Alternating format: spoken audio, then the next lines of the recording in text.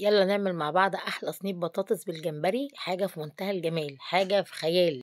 بصي بقى، وانتي بتاكليها انتي هتسيبي الجمبري ده على جنب نهائي خالص.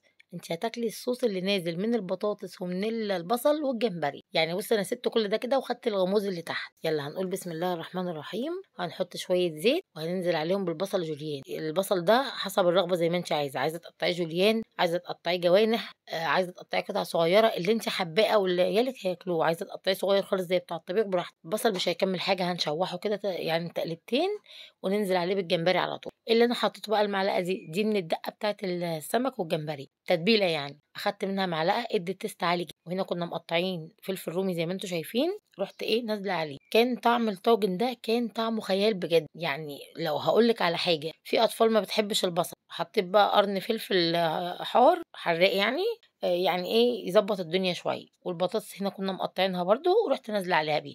كله في قلب بعضيه، هو عامل زي الطاجن ني في ني، وكله بقى بيكمل سوا وكله بيشرب من بعضيه. بجد الطاجن ده يعني حاجه عالميه، ينفع في اي عزومه، ينفع في اي حاجه بجد. يخليكي بصي عارفه، انا واثقه في نفسي، واثقه في نفسي قوي. هو كده بالظبط. كل الناس قالوا لي بلاش هو، وانا قلت هو ده طاجن الجمبري. حاجه حلوه قوي. طعمه جميل جدا. الطاجن شكله غني، شكله حلو.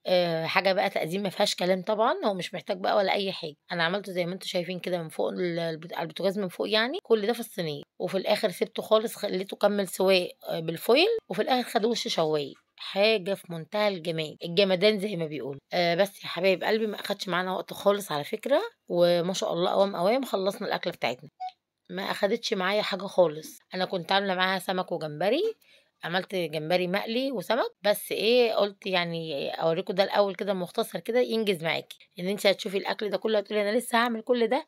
لا، انا حبيت اختصر عليكي الوقت واوريكي اكله مش هتكملي فيها 10 دقايق. 10 دقايق والله يمكن اقل من كده. والاسم ان انت عملتي صينيه جمبري دي من بره هتتجاب بالشيء الفلاني طبعا، والله ومش نفس الطعم ولا نفس الريحه. اشوفكم على خير يا حبايب قلبي، مع الف سلامه. ما تنسوش اللايك والفولو. ومستنية رأيكم بقى، تقولوا لي في الكومنتات عجبكم ولا لأ. بصوا يا جماعة، حاجات جميلة جدا. البطاطس لوحدها طعمها خيال. أنا عن نفسي بمنتج وجوعت تاني على فكرة. حاجة في منتهى الجمدان، اعمليها بقلب جامد وما تنسينيش في دعوة حلوة من قلبك الطيب. اشوفكم على خير، مع السلامة.